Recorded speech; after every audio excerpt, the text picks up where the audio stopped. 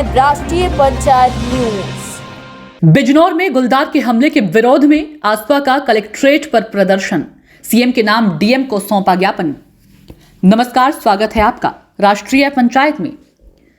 बिजनौर में गुलदार के हमले में 26 लोगों की मौत के विरोध में आजाद समाज पार्टी के राष्ट्रीय अध्यक्ष चंद्रशेखर आजाद की अगुवाई में पार्टी कार्यकर्ताओं ने गुरुवार 21 दिसंबर 2023 को कलेक्ट्रेट पर प्रदर्शन किया। प्रदर्शनकारियों ने मृतक आश्रितों को 25-25 लाख रुपए अनुदान दिए जाने तथा गुलदार के आतंक से मुक्ति दिलाने की मांग को लेकर उत्तर प्रदेश के मुख्यमंत्री योगी आदित्यनाथ के नाम जिलाधिकारी को ज्ञापन सौंपा। मुख्यमंत्री योगी आदित्यनाथ के नाम प्रेषित ज्ञापन में कहा गया है कि 15 दिसंबर 2023 तक बिजनौर जिले के लगभग 25 नागरिकों की जान गुलदार ने ले ली है। 15 दिसंबर को ग्राम नत्थाडोई थाना शेरकोट में आयोजित आजाद समाज पार्टी की जनसभा में पार्टी के राष्ट्रीय अध्यक्ष चंद्रशेखर को एक महिला ने शिकायत की थी कि जब गुलदार के हमले से निजात दिलाने की मांग को लेकर पुलिस के पास जाते हैं तो पुलिस धमकाती है कि घर छोड़कर भाग जाओ। प्रशासनिक अधिकारियों के द्वारा इस मामले में कोई ध्यान न देने पर क्षुब्ध होकर आजाद समाज पार्टी ने पीड़ितों को न्याय दिलाने के लिए 21 दिसंबर को प्रदर्शन की घोषणा की थी, लेकिन उससे पहले ही 19 दिसंबर 2023 को गुलदार ने नहटोर थाना क्षेत्र के ग्राम बढ़ियावाला में एक मासूम बच्ची की जान ले ली। इस प्रकार गुलदार के हमले से मरने वालों की संख्या बढ़कर 26 हो गई है। इनमें से कुछ गरीब एवं मजलूम मृतकों के परिवार वालों को प्रशासन द्वारा नाम मात्र को सहायता की गई है। शेष के परिवार वाले भटक रहे हैं।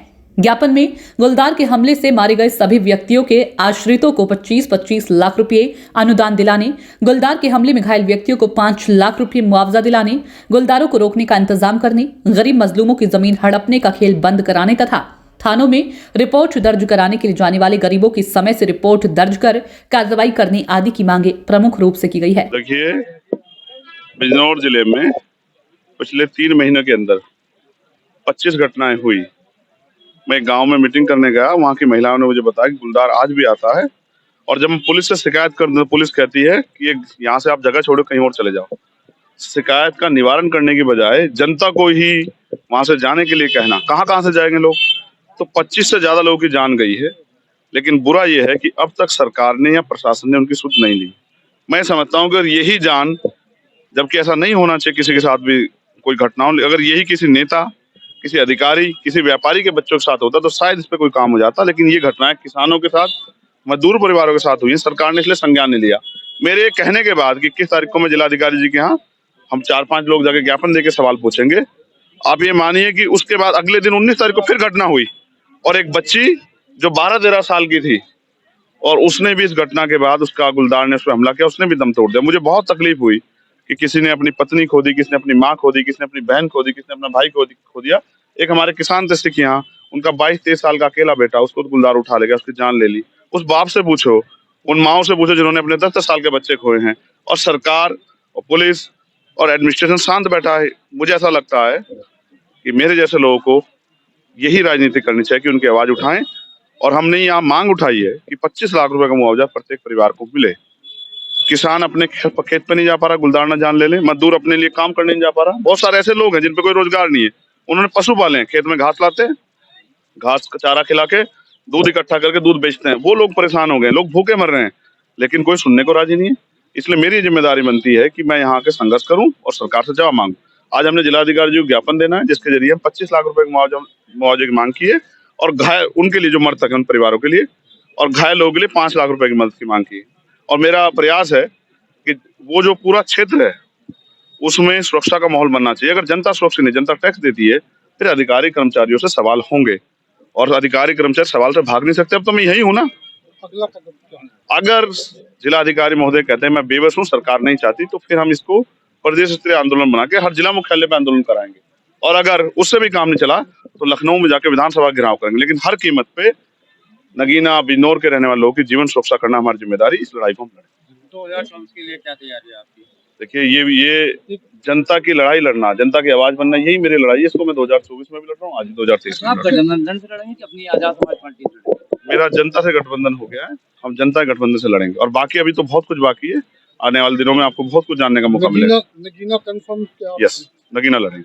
अच्छा, अगला एक छोटा मुद्दा ये है कि जैसे लोकसभा में इस समय बवाल चल रहा है कि मुख्यमंत्री को लेकर विपक्ष को गठबंधन से बाहर कर दिया गया संसद से, और उधर बीजेपी वाले ये आरोप लगा रहे हैं कि साहब उपराष्ट्रपति को जो सम्मान हुआ है बेइज्जती हुई है, तो इसे आप किस रूप में? दो चीजें हैं। पहला, जो सांसदों को बर्खास्त किया गया, उसमें मैंने अपनी बात रख के कहा है कि ऐसा समय जो तानाशाही का दौर आ गया, सरकार विपक्ष विहीन लोकतंत्र की कल्पना कर रही है, संसद की कल्पना कर रही है। ये लोकतंत्र की हत्या है। इसलिए मैंने कहा कि सभी सांसद 1989 की तरह इस्तीफा दे दें और सड़कों पर जनता के अदालत में चलें, और हम उनके साथ हैं सड़कों पे, जिससे कि सरकार की तानाशाही को रोका जाए। दूसरी बात, मैं उपराष्ट्रपति जी का बहुत सम्मान करता हूँ, लेकिन मैं याद दिलाना चाहता हूँ, मैं उनके, अगर उनका अपमान है तो मैं इससे बहुत आहत हूँ, लेकिन जब हमारी पहलवान बेटियों का अपमान हुआ, जब हमारी पहलवान बेटियों को घसीटा गया, तब भी सब यहीं थे।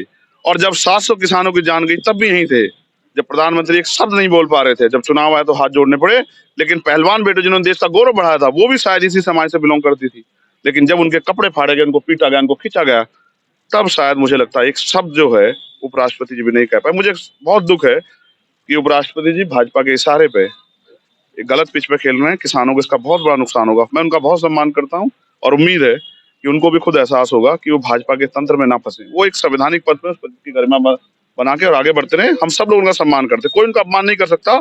वो बहुत प्रतिष्ठित व्यक्ति हैं और समाज में और देश में उनका बहुत सम्मान। लेकिन आज वो बीजेपी के इशारे पे जो कर रहे हैं, इससे नुकसान होगा। जनता देख रही है कि किसानों की लाशों पे हंसने वाले भाजपा के लोग, पहलवान बेटियों के अपमान पे हंसने वाले भाजपा के लोग आज अपने आप कितना गौरवान्वित महसूस कर रहे हैं। तो इसलिए ये सब चीजें 2024 से जुड़ी हुई चीजें हैं, लेकिन जनता समझदार है।